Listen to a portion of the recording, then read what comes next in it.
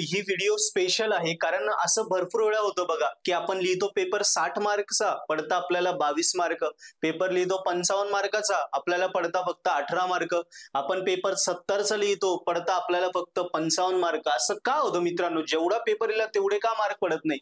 कुठेतरी चूक होते ना. 70चा पेपर लिहिला तर ऍटलीस्ट 65 मार्क तर पडायला पाहिजे, 61-62 मार्क पडायला पाहिजे. जर आपण 55चा पेपर लिहिला तर 45-46 मार्क पडायला पाहिजे. पण आपल्याकडून चुका होता किंवा किंबहुना असं म्हणू शकतो इतकं परफेक्शन पाहिजे की 60चा पेपर लिहिला तर 55-58 मार्क पडायला पाहिजे. असं का होत नाही? कारण याच्या मागे एक गोष्ट आहे, आपण अभ्यास झाल्यानंतर पेपर सॉल्व्ह करून बघत नाही. तुम्ही म्हणशाल सर आम्ही तर पेपर सॉल्व्ह करून बघतो पण मग का बरं होत नाही? सो मित्रांनो आता तीच गोष्ट मी इथे डिटेलमध्ये एक्सप्लेन करतो, प्रॉपरली समजून घ्या. या व्हिडिओ नंतर तुम्हाला इतका कॉन्फिडन्स येईल, तुमच्या चुका कळतील आणि तुम्हाला आता पेपर जर 70चा लिहिला तर 68-67 मार्क सुद्धा पडायला लागतील.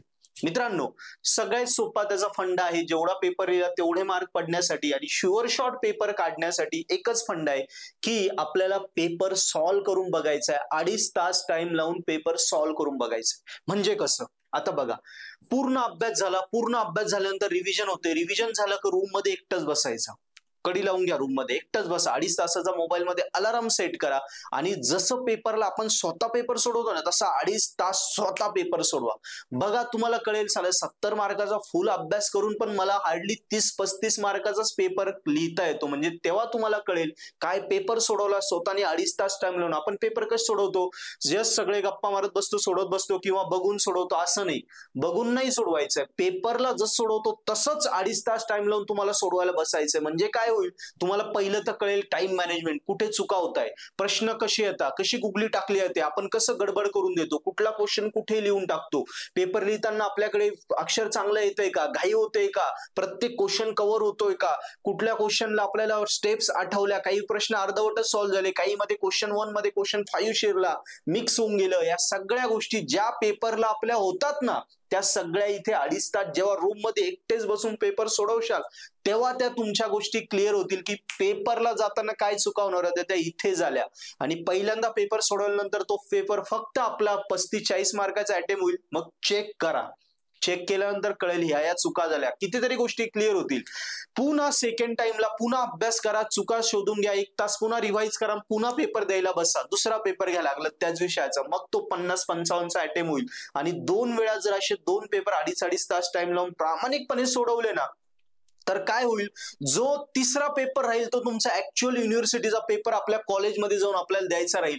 पण त्याच्या आधी तुम्ही 2दा प्रॅक्टिस केली असल्यामुळे तो जो पेपर येणार आहे ना तुम्हाला डायरेक्ट पाठ असणार आहे. तुम्हाला माहिती कुठल्या क्वेश्चन मध्ये गुगली टाकली जाते, पॅटर्न काय येतो, कुठला प्रश्न कसा सोडवायचा आहे, मला कुठला आधी घ्यायचा आहे, कुठल्या युनिटमध्ये मला जास्त टाइम जातोय, कुठे माझी गडबड होते. कारण 2दा इथे सोडून बघितलंय ना, सो तिथे घाबरायचं कारणच नाही. आणि त्यामुळे जर प्रॅक्टिस मॅचेस मध्ये चांगली प्रॅक्टिस केली तर मेन मॅच मध्ये, फायनल मॅच मध्ये आपली गडबड होत नाही. बरोबर आहे ना? तसंच हे होतं. तो जो फायनल पेपर असेल तेव्हा तुम्ही स्कोरिंगच कराल, नाही काही फेल तर होऊच शकत नाही, तुम्ही स्कोरच कराल. एवढी माझी गॅरंटी. चांगला अभ्यास केला असेल तर वर्गात पहिले याल, आउट ऑफ मार्क घ्याल, युनिव्हर्सिटीत out of mark gold medalist होणार त्या सब्जेक्टमध्ये, एवढी मी गॅरंटी देतो मित्रांनो. सो एवढं मला शुअरिटी आहे की पेपर सोडवल्याचा हा फायदा होतो. मुलं हेच चूक करतात. याला असं समजून घ्या की तुम्हाला म्हटलं की जा आज आपल्याला डान्स करायचा स्टेजवर, लगेच नाचता येईल का? नाही नाचता येणार. पण तुम्हाला ते वरात नाचायचं नाही, कशा हातपाय हलवा नाचा, तसं नाही, प्रोफेशनल नाचायचं प्राइज घेण्यासाठी. त्यासाठी काय करावं लागेल? घरी तुम्हाला आधी 2 दिवस सराव करावा लागेल ना, डान्सची प्रॅक्टिस करावं लागेल, मग स्टेजवर नाचू आपण, तेव्हा तो रिझल्ट जनरेट होईल ना.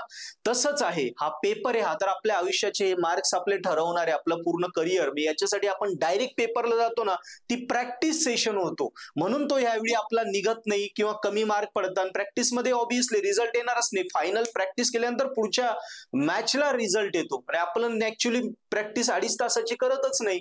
जो आपण जो पेपर देतो तो काय असतो आपला, तो प्रॅक्टिस पेपर असतो. प्रॅक्टिस पेपर मध्ये ऑब्व्हियसली मार्क पडणार नाही किंवा कमी मार्क येणार आणि मग आपल्याला किंवा बॅकलॉग राहणार, मग पुढच्या वेळी देणार तेव्हा निघेल, हे जगमाऱ्या कशाला? त्यापेक्षा घरी 2 पेपर 2.5 तास टाइम लावून रूम मध्ये एकटे बघून सोडून बघा. तुम्हाला इतका कॉन्फिडन्स येईल ना, तुम्ही ज्यावेळी तुम्ही 70चा पेपर लिहिणार ना, तुम्हाला 67-68 मार्क कुठेच जाणार नाही, किंबहुना 70 पैकी 70 सुद्धा मार्क पडतील. सिमिलरली 55चा पेपर लिहिला ना, तुम्हाला 50 ते 55 मार्क कुठेच जात नाही. सो ह्या स्ट्रॅटर्जी लक्षात ठेवा मित्रांनो. सो बारीक बारीक गोष्टी आहेत पण खूप महत्वाच्या आहे. तुम्हाला टॉपर बनवण्यासाठी मी कंटिन्युअस तुम्हाला किती दिवसापासून पूर्ण आम्ही मदत करतोय, वेगवेगळ्या भारी भारी व्हिडिओ देतोय, प्रत्येक प्रॉब्लेम सोल्युशन देतोय, तसंच प्रत्येक महत्वाच्या विषयांचे IMP क्वेश्चन, स्ट्रॅटर्जीज, सगळं काही इंजिनिअरिंगचं भरभरून मटेरियल आपल्या पर्पल ॲट चॅनलवर देतोय. सो नक्की हे फॉलो करा, चॅनल सबस्क्राईब करा आणि इंजिनिअरिंग मध्ये खरंच स्कोरिंग करायची असेल एका दिवसामध्ये तर पर्पल ॲट ऍप्लिकेशन आहे ते डाउनलोड करा. त्यावर तुमच्या सगळ्या विषयांचे फर्स्ट इयरचे ऑल 10 सब्जेक्ट आणि बाकी डिपार्टमेंटचे इम्पॉर्टंट विषयांचे व्हिडिओ लेक्चर कोर्सेस आहे. त्या कोर्सेसमध्ये पेपर्स, पॅटर्न, स्ट्रॅटर्जी एक दिवसात पास कसं व्हायचे त्या स्ट्रॅटर्जी बघा, इम्पॉर्टंट क्वेश्चन बघा, तेवढेच लेक्चर करा, बाकी स्किप करा आणि 2-2 सॉल्व पेपर ऍपवर आहे ते पेपर करा. तरी पर्पल ॲट सोबत तुम्ही गॅरंटेड तुमचे विषय क्लिअर करू शकता, स्कोर करू शकता, आउट ऑफ मार्क घेऊन वर्गात पहिले येऊ शकता. थँक्यू.